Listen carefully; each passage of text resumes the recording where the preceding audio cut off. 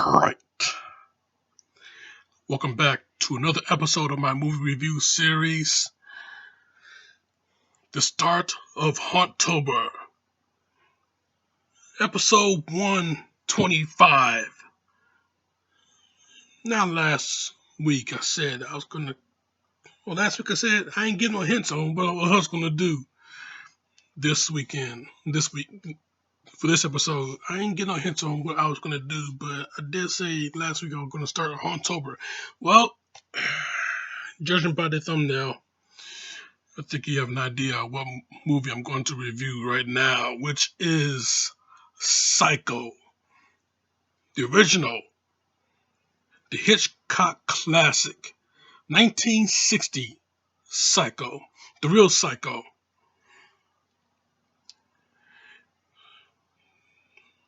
Of course, directed by Alfred Hitchcock, the master of suspense himself, starring Janet Leigh,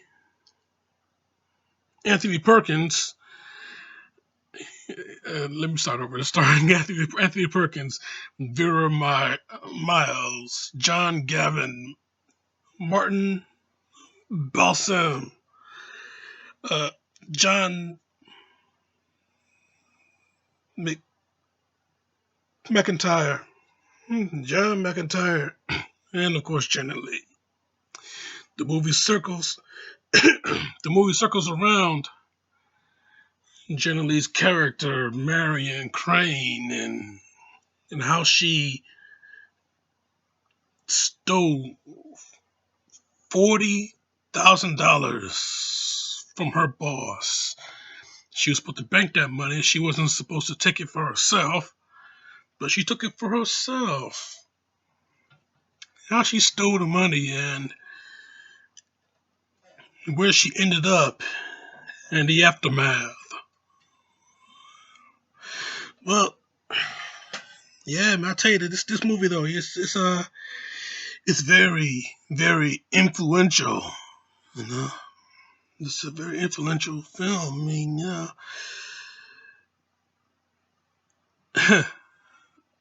this movie, it kind of sort of made history. I mean, it was the very first movie that you've seen a toilet flush on screen. I mean, yeah, true story. I've seen some type of trivia show, and yeah, they pointed that out as if it was a real big deal, which is, I guess you could say it kind of is. No movie before 1960, hell, no movie before June 1960, you saw a toilet flush on screen. Now you see a lot of toilet flushes on screen, and after that. So yeah, that right there. But it really got into people's heads. And speaking of getting into people's heads, the character Norman Bates, played by the late great Anthony Perkins, the character Norman Bates, what was going through his head? Well, if you've seen the movie, a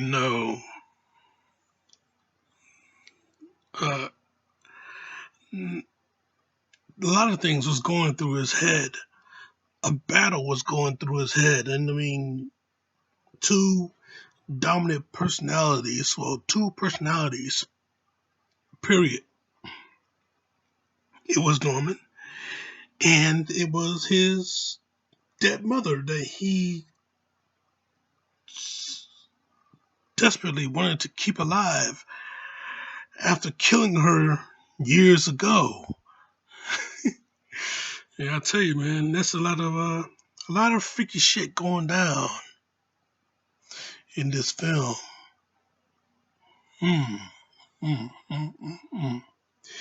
Yeah, I tell you though, yeah,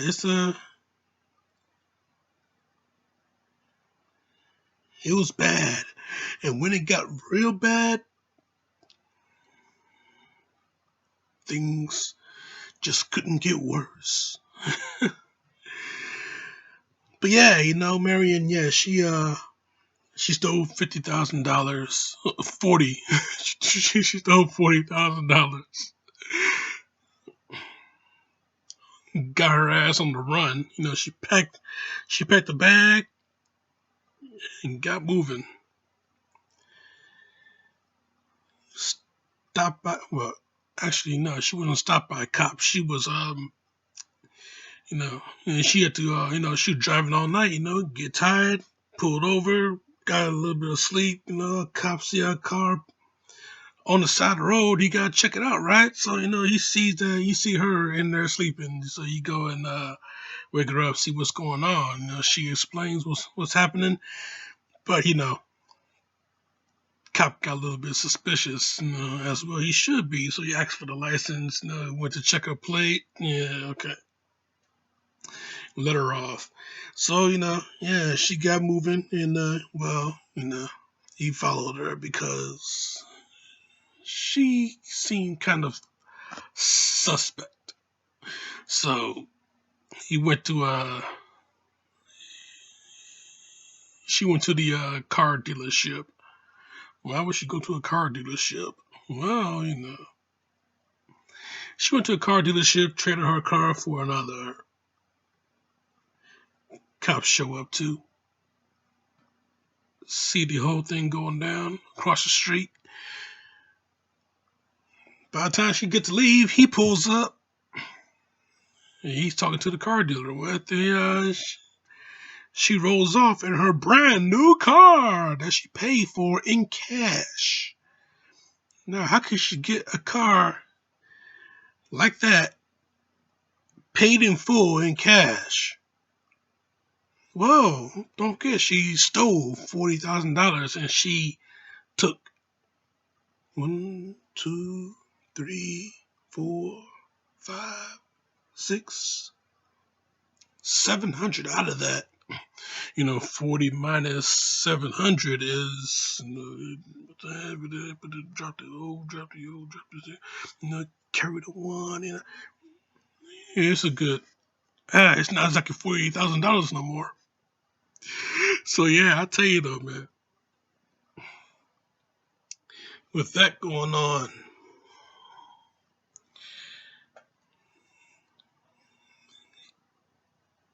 we hear that,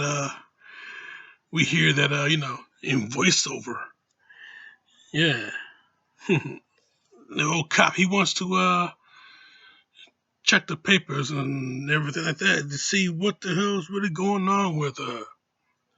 And while that going on, something else was happening. You see, her boss, you know, before all of this was going down, she was on the road already. Her boss crossing the street, he sees her in the car, and the direction that she was going, that's not the bank. So yeah, he sees her in the car, yeah, he goes by, he turns, you see her, give a wave, and she gives a wave back. But then, wait a minute, he turns around and says, what the, wait, what the hell you doing in the car? Where the hell you going? So, yeah, the boss sees her, yeah, she drives away. So yeah, now that she's on the run, yeah, we're starting to hear a lot of voiceovers of her boss, the other secretary, a lot of people that works at the place that she was working at, working at the office, and a lot of cats at that office is extremely pissed about her now. They are extremely pissed at her. I mean, yeah, she getting away scot free. She got herself a new car. She fooled a cop. Yeah, she got some money. She's on the run, Jack, and she got this little smirk on her face. That she knows she's out of here. Yeah, she that she was running into a storm. A huge pissing storm too. I mean, god damn, all that water. That's the type of water that make you go out this here. When you're walking out in it, that's the type of water that will have you do that, boy. That's the type of rain that have you do that, okay? And all that piss pouring rain, boy, man. Yeah, it's the kind of rain that will cloud your vision when you're driving. Yeah, you see nothing but headlights. You don't see the road. So hey, where the hell you going, right? Yeah, you see headlights from other cars coming at you. You got your headlight on, but you can't see shit because the piss pouring rain, and you got like blinded by flashing lights, flashing lights, flashing lights. Sorry, got a little bit of Kanye in me. But anyway, yeah, you blinded by flashing lights. Now, hell, where the hell she going? She don't know where she going now. Is she on the same road or what? Did she make a turn off the off ramp or what? Yeah, so she ends up at a motel, the Bates Motel, the last place you ever wanted to find yourself in. We'll get on that a little bit later.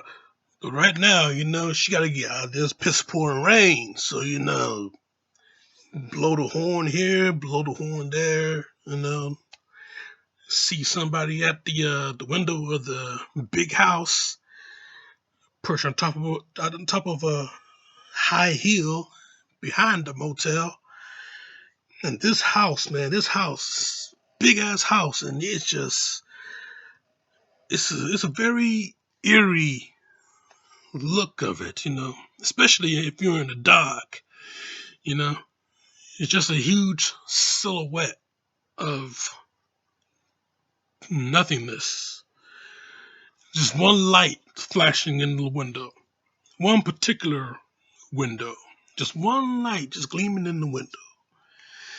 And then you see somebody going right by that window. So yeah, she's honking the horn, trying to get that person's attention. Looks like a chick. So you honk the horn, get the woman's attention, you know. Next thing you know, yeah, she sees somebody coming out the house, coming down to her, umbrella in hand. Yeah, you couldn't hear it in all this rain. Yes, young Norman Bates himself. So she going to do a little business with him. Yeah, any vacancies open? Yeah, you got 12, in fact. 12 cabins, 12 vacancies. So yeah, she going to get a room for the night because, ain't no way she going to be going out there in that road, not in that piss pouring rain. Yeah, she figured that she got off the road someplace. Yeah, nobody else wouldn't stop by that motel unless they have done that. So, yep.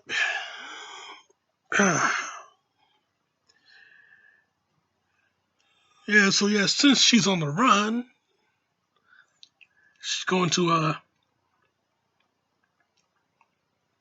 forge her name, you know, give herself a little bit of an alias, even give herself a little bit of a false address, you know, Los Angeles, even though she's from Phoenix. Hmm. So yeah, you take her to cabin one, closest one to the office in case you need anything. But I tell you though, this kid Norman,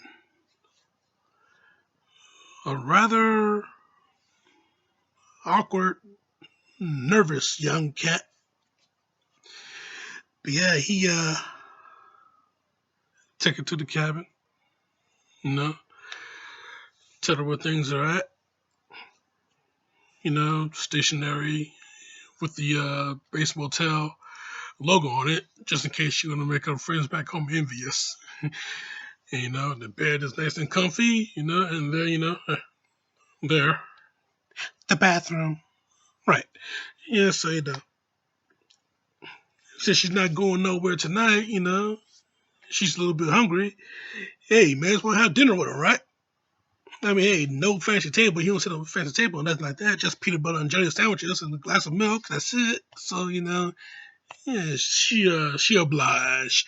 So he'll be back with some food and his trusty umbrella. Yeah, so she take off her wet shoes and get comfortable. So yeah,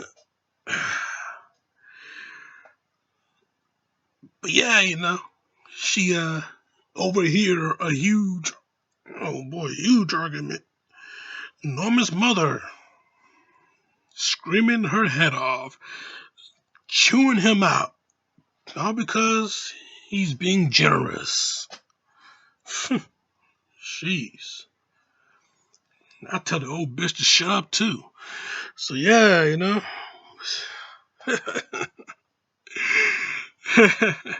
he come back and they have, well, actually she having, he's not really hungry. Yeah, she have the sandwich sitting back in the parlor behind the office, and they have a nice little discussion about where she's going, discussion about him and his little hobby of taxidermy. They talk about his sweet old mommy and what's going on with her. So we think. Yeah, so, I gotta tell you something about this conversation though. When she asks, should he take her someplace so she can get better? I mean, you see him, just sitting back, nice and comfortable, just having a nice little conversation, very friendly, all smiles and everything like that. But when she asks about sending her away to some place, that's when it all changes on her. It all changes in him and it all changes on her. You mean an institution? A madhouse? People always describe it as that, don't they? Take her to some place. Some place. You see the inside of those places? The eyes looking at you, studying you. My mother there. I mean, the way he just act, and it really got under his skin. You can see that, he just he put himself into another dimension inside of his mind, and you saw a whole different side of this cat, a whole different side of a person that you would not want to see. But yeah, you saw it in him. You saw him. It just, mm, mm, mm, mm. But yeah, at another moment in that whole scenario, he just sat right back and he's all smiles again. Like nothing happened before.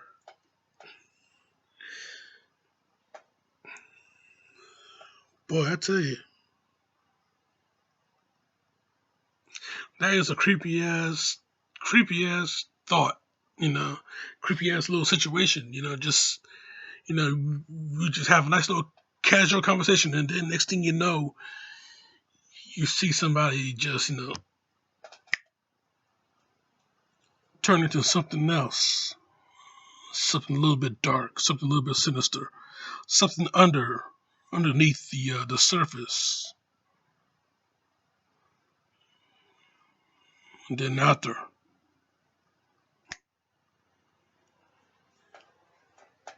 everything is fine, like nothing happened before. Yeah, we just go a little mad sometimes. We all go a little mad sometimes, haven't you?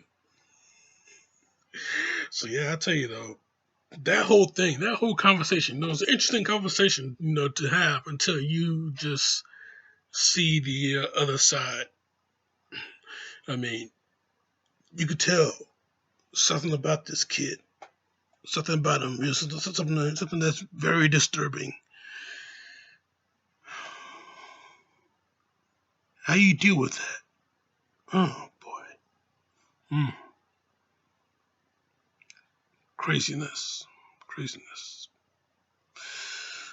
But I tell you though, yeah, she gets up, she walks away because she got to get going on the road. Go back to Phoenix and dig herself out of the situation that she put herself in. Little did she know that she will never see Phoenix again. So yeah, I tell you though, man, yeah. Yeah, she go back into her room and she started to take a shower. Yeah, take it off, baby, take it off. I gotta tell you, man, Janet Leigh at that time, boy, Jamie Lee Curtis's mom was such a babe back then, wasn't she? Wow. Woof. Yeah, hello, Miss Hotness. Yeah, yeah, she really put her stuff together. Yeah. Yeah. You see where Jamie Lee Curtis get it from, huh? Trading places. Got it from my mama. But anyway, yeah, she went to get herself into the shower. You know, everything's a-okay. Everything is casual. Except for the fact that Norman got a little peephole behind the picture inside of his office. Well,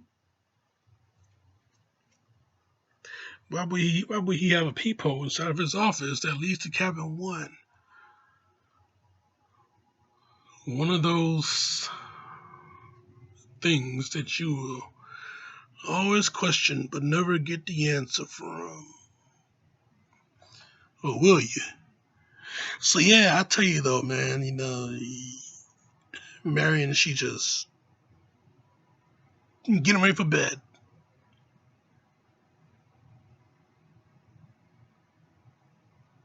So she thought.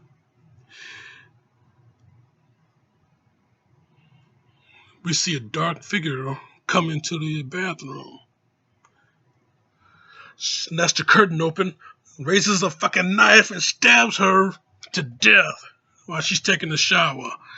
I tell you, yeah, that's one of the most scariest things you can ever experience. I mean, you can just have a nice little casual casual moment for yourself, and you can be just as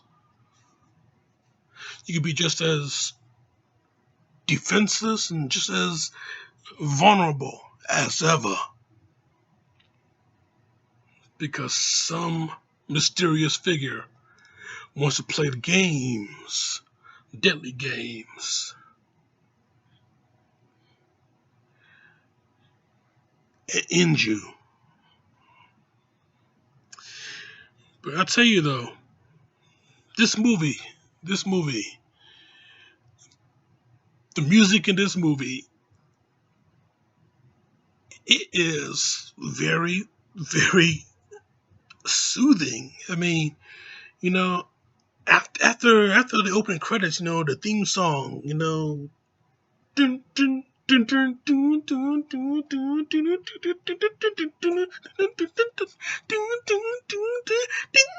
I mean that theme song. I mean, Jesus Christ, man, nothing but strings, nothing but strings. Any instrument that has strings, and you get that bone moving along the strings, playing the violin, playing the cello, playing the bass. That's all you get. And that's all we got throughout the whole movie. All those strings, and it's just Bernard Herrmann's score that just it blows you away. I mean, hey, it got me in a nice little soothing mood. After the theme song, after the credits roll, everything like that, and then we got this nice little slow, the slow mood setting music going on there. Yeah, you see that nice little summer day, kind of a summer day, nice little sunny day. It's very nice outside in the hot ass Phoenix, Arizona. Well, I don't know about the temperature at that time. 1960, everything was different, much more simpler, because it's the '60s, the swinging '60s, and much more simpler. So we got that, and we got nice little sunny day, Phoenix, Arizona, on what was that date? December 14th at what 2:40 p.m.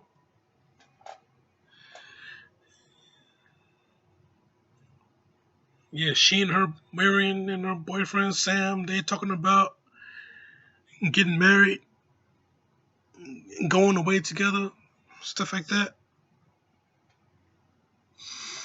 Well, anyway, none of that shit would ever happen because Marion died in the shower of a run-down motel inside of a cabin that this kid Norman Bates is very nervous to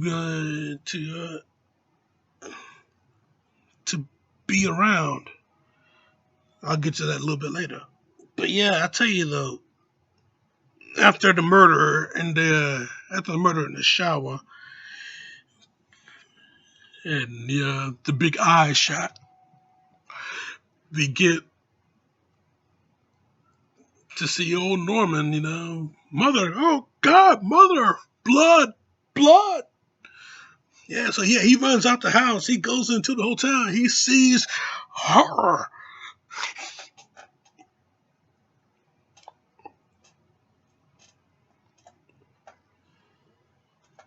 Yeah, so what does he do?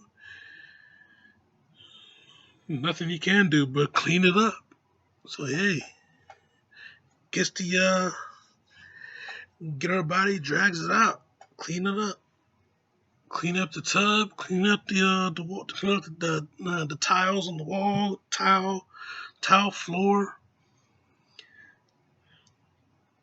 take all her stuff in the suitcase, pack it up, everything that she owned, packed it up,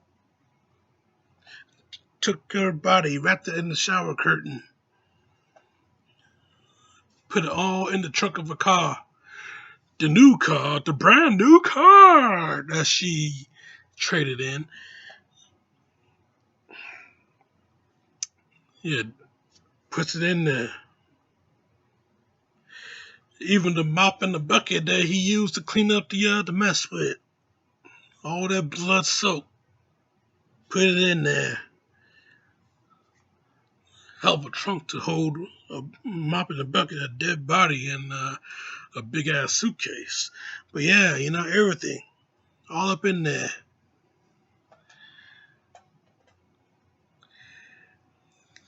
Even the $40,000 that was wrapped inside of a newspaper. Toss that shit in there. Close the trunk. Drive it out back into the swamp. Push that sumbitch in. Nothing happened in cabin 1. Now, as far as Norman's concerned, mother did a bad thing. Or did she? But yeah, I tell you though, man, this yeah. Whatever the hell just happened, that was just the start of the story. Here's where the real mystery comes to play. Week later we get this private detective named Arbogast.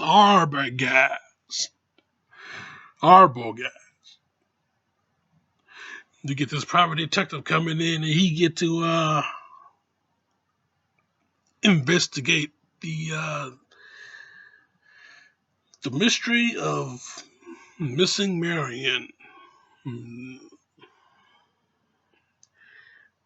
Yeah, so Marion's sister Lila, she shows up at boyfriend Sam's. Marion's boyfriend Sam. She shows up at boyfriend Sam's shop, and they're trying to get some answers on where the hell her sister is at.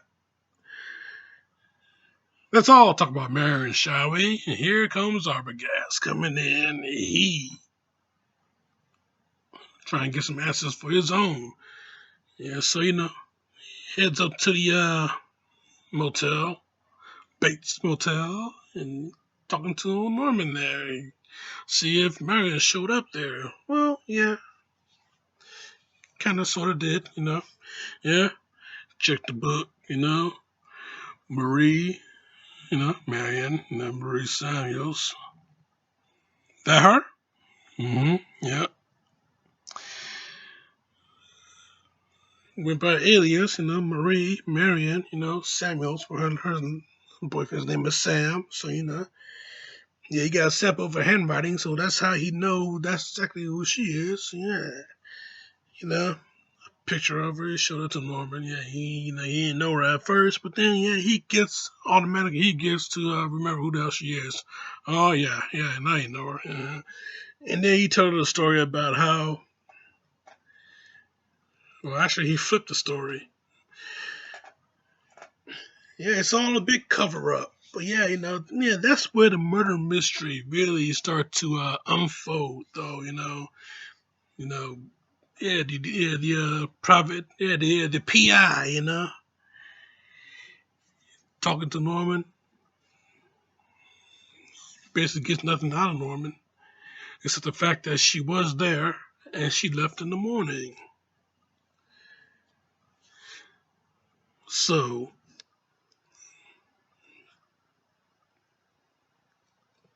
detective go back to square one with boyfriend and sister. Yeah, so he gonna try again. And all of a sudden, he goes missing because he sees the house. He gets the information that Norman's mother is in the house. So he goes up to the house and he try and call for her. Yeah, apparently Norman's mom comes out, slices him in the face. If he would have survived, he would have got that big ass scar across his eye. You know. Yeah, but nah, man. Old dude tumbled down the stairs backwards. Next thing you know, Mama jumps on him. Ah! Mm. Shit just get shit, shit just get vicious and vicious even more. So I gotta tell you, man, whatever is really going on, not only Norman has some type of involvement in it, but this sick old mother who is moving very, very, very healthy, she's on top of this whole situation. She do the crime, Norman cleans it up. So yeah, they're definitely in this shit together. So we think. But I gotta tell you something, man. Things just not sticking very well. It's not gelling very well. So Sam and Lila, they go and check out the hotel.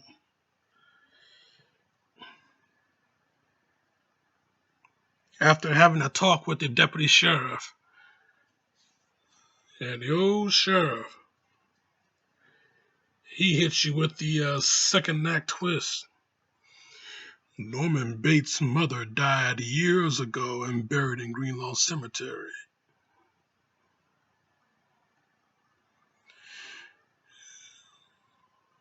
But Sam, he just so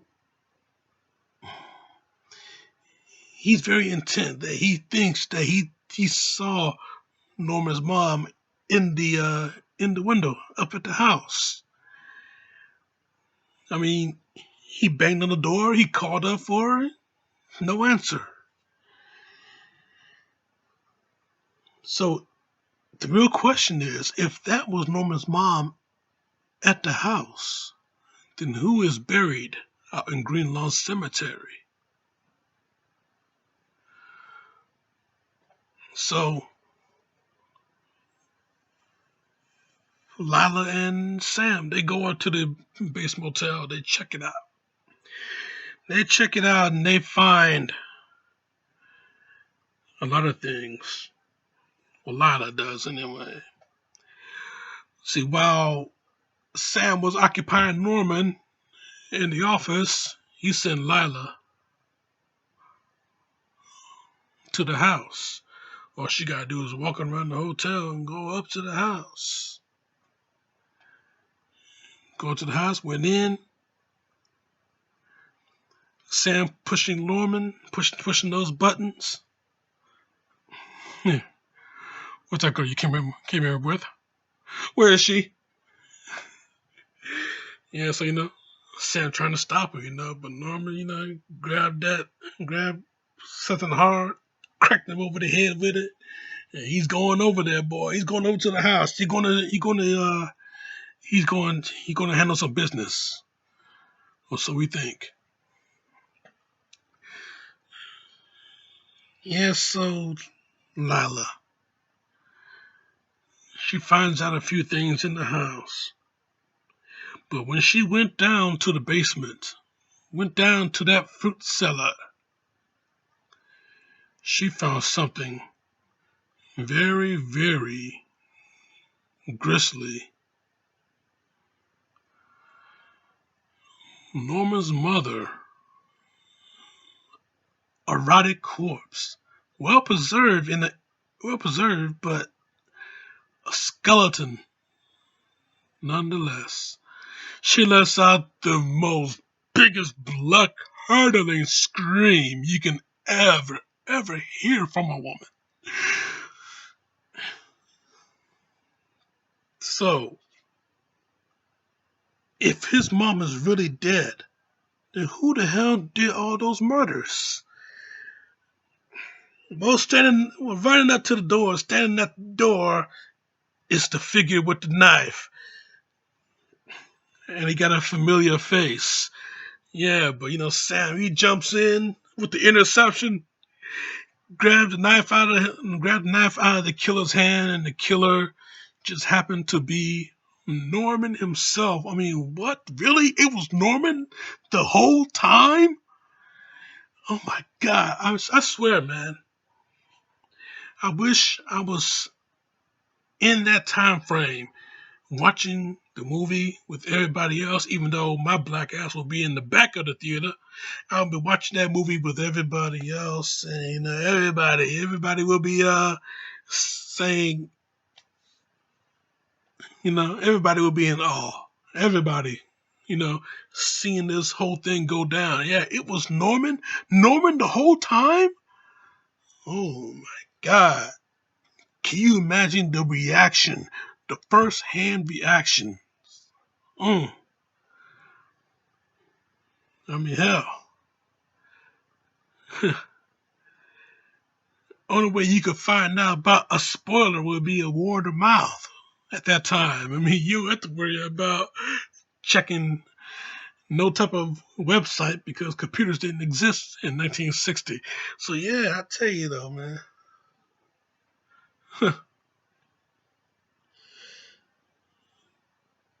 The craziness that would have been. The huge reveal at the end. Yeah, Norman was the killer. But not quite. Now that Norman got apprehended,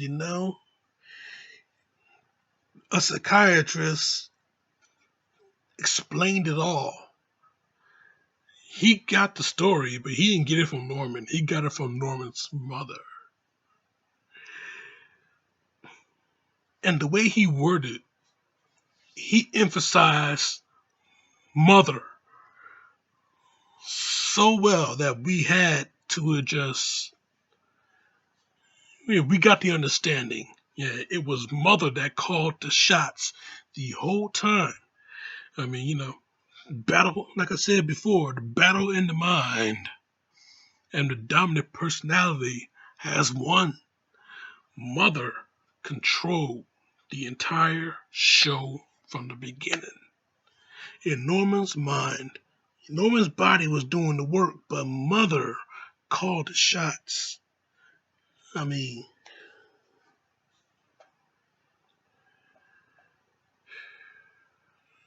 yeah, that's what he meant when he got it from Mother. Hmm. I tell you, man. This movie, like I said, one of the most influential films of all time. One of the most. It's not the most influential, but one of the most. I mean, yeah, it's a real murder mystery, a real whodunit case. One of the original whodunit cases in film. I mean, you would have other films that came before it, and you got other films that came after. But you can say this is one of Hitchcock's best films. This is truly a classic to be remembered many years to come. I mean, when I'm dead and gone, when we all are dead and gone, this film's going to live on in other people's psyche, and it's going to change a lot of cats' it's going to change their minds about certain aspects of certain things.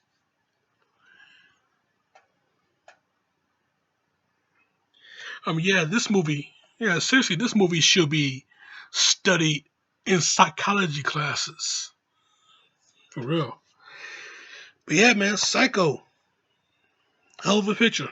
Straight 5 out of 5. I mean, it was that obvious from the beginning.